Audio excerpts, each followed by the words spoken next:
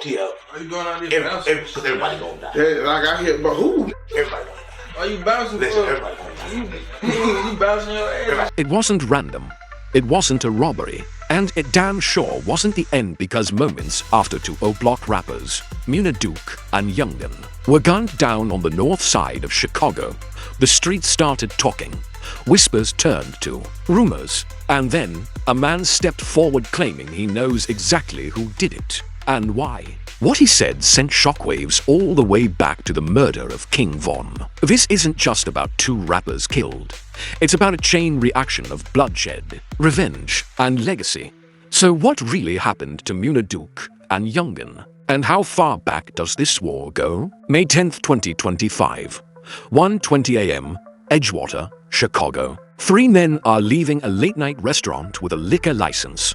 Laughter, cigarette smoke. Then, chaos. A stolen Infiniti Q50 screeches onto the scene. Gunfire erupts. When the smoke clears, two men are dead. 31-year-old Muna Durk and 26-year-old Youngin, both tied to O-Block. A third man survives, wounded. Hours later, the getaway car is found torched on the far south side, burned to the metal in a quiet alley on East 134th Place. This wasn't sloppy. This wasn't amateur. It was a hit. And O-Block knew it. Muna Durk's real name, Omar Cunningham, was more than a drill rapper. He was King Von's day one. The two were so close, they called each other brothers. In a heartbreaking twist, Muna had just become a father with Fat Banks, the ex of DTHANG, Lil Durk's late brother. That tangled family tree had folks raising eyebrows. Youngin, aka Youngin from Jets, carried the flame after Von's death. His raw, cutthroat bars gave O-Block's pain a voice. Both men were more than artists, they were symbols of survival in a city where tomorrow is never promised. And now they're both gone. As news spread, O-Block fell into mourning. Fat Banks posted, "You was the light to my darkness." But on the other side of town, Tuckville was laughing. A now viral clip showed someone mocking the murders. Beans and baloney. I put their asterisk up there. On folks. Pure disrespect. Pure gasoline on fire. Then a mysterious figure, 607 Unk, released a video eerily predicting more deaths linked to OTF and Muna Durk's circle. Whether trolling or truth, the streets took it seriously. Was this just the latest hit in an ongoing gang war, or was something bigger in motion? To understand why Muna Durk and Youngin might have been mocked, you have to go back to November 6, 2020. Atlanta. King Von shot outside a nightclub by Lil Tim, an affiliate of NBA YoungBoy's artist Quando Rondo. Von didn't survive. He was to 6. Ever since, fans have speculated, was Von's murder just a spark in a war that's still burning? Von dissed YoungBoy, then retracted. But the streets remembered. And so did YoungBoy, who dropped cryptic lines and mocking statements. Like, it take a man to kill somebody. Fighting don't make you a man. After Von's death, YoungBoy released the infamous track, Bring the Hook. That Squid Game. O-Block pack get rolled up. The gloves were off. So when Muna and Youngin were killed, some fans didn't hesitate to blame YoungBoy's camp. But there's a problem. No real evidence. No names. Just shadows. The more likely truth? This was Chicago business. Specifically, O-Block versus Tuckville Black Disciples versus Gangster Disciples. Here's the twist.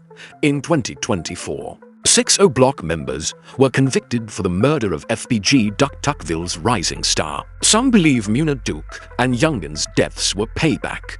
And it makes sense. The shooters used a stolen car, torched it afterward, and struck just as the victims were leaving a public restaurant. That's a trademark Chicago-style retaliation. Even inside O-Block, there's tension. A younger faction called TSG turned Savage Gang has been stirring things up, possibly even blaming outsiders for Muna and Youngin's murders. Without clear proof, some even speculated whether Lil Durk's ongoing murder for hire case somehow linked to this, but that seems unlikely. His case is based in LA, not Chicago. Still, in the drill world, dots get connected, whether they should or not. Edgewater isn't O-Block. It's far north, but in May 2025, it turned deadly, with 9 people shot and 3 killed. This year's numbers already surpass all of 2024. That's the twisted irony. While Woodlawn, home of O Block, has seen a 50% drop in violence over the past decade, the rest of the city is starting to bleed harder. Groups like Project Hood have tried to shift the narrative, renaming O Block to Opportunity Block, sending former gang members to hospitals to What you doing out there bouncing? Everybody gonna die. Yeah, like I hear, but who? Everybody.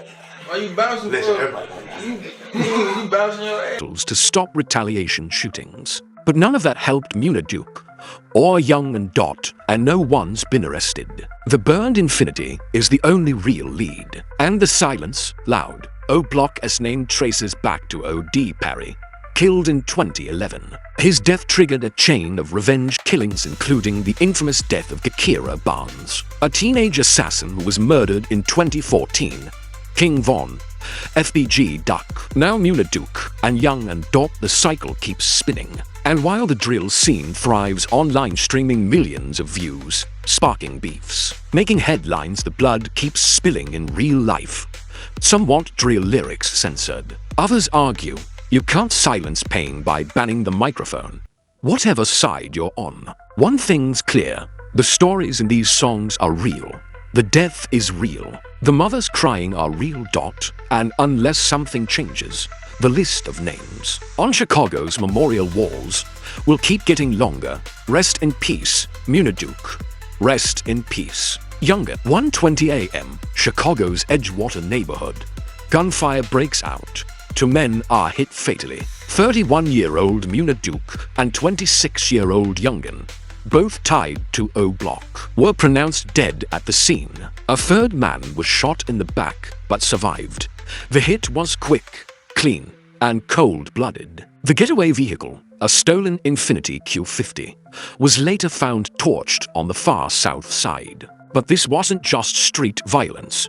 This was surgical, intentional. Because these weren't just any rappers, they were King Von's brothers. Muna Duke, real name Omar Cunningham, made waves with his track 12 AM and was considered family by King Von. He was even raising a child with Fat Banks, the ex of DTHA Lil Durk's late brother. The web of connections runs deep. Youngin was the voice of raw, street-level O Block. His lyrics painted the pain of everyday life. He wasn't just rapping it, he was living it. The streets mourned them hard. Fat Banks posted a tribute. "You was the light to my darkness. I was 10 toes for you." Social media exploded. One post going viral. The whole O Block been getting wiped out. Since Von died, SMFH never saw that for Duke. Speculation immediately turned toward gang rivalries, especially O Block Black Disciples versus Tuckerville Gangster Disciples. Just 1 year earlier, 6 O Block members were convicted for the 2020 murder of FBG Duck, a major Tuckerville figure. This was more than revenge. This was war. A video from a Tuckerville affiliate mocked the deaths, beans, and baloney. I put their asterisk up there on folks. Asterisk, the disrespect wasn't new, but it hit harder now. And then came 607 UNK. He spoke in a chilling video, hinting only the family OTF collective, affiliated with Muna Duke, might be next. His prediction: more blood. To understand this bloodshed, we have to go back to King Von. November 6th, 2020. King Von is killed outside an Atlanta nightclub by Lul Tim, an affiliate of Quando Rondo, who's tied to NBA YoungBoy's label. Immediately, fans speculated, was YoungBoy behind the hit? No proof ever emerged. But the tension? Palpable. YoungBoy didn't mourn. Instead, he threw shade on Clubhouse and dropped Bring the Hook. O Block pack get rolled up. The beef was no longer subliminal. Anvin's inner circle, Muna Duke and Youngin, were still repping hard for the fallen king. Some now wonder, were their deaths tied to that lingering vendetta? Fans love conspiracies, and when Duke and Youngin got hit, theories exploded. Was it NBA YoungBoy sending a message? Was it connected to Thing? Or was this simply the streets doing what the streets do? Let's be real. There's zero evidence linking YoungBoy to the murders. The method, a local drive-by, stolen car, burned escape, screams Chicago, not a long-distance hit. More likely, this was Tocqueville or another rival crew. Old beef, new bodies. O Block isn't one unified set. Cliques like TSG turned Savage Gang are split into groups with their own beefs. Reddit rumors, unconfirmed, suggest some internal betrayal might have played a role. Others say Muna Duke's link to Thang's ex made him a target from multiple sides.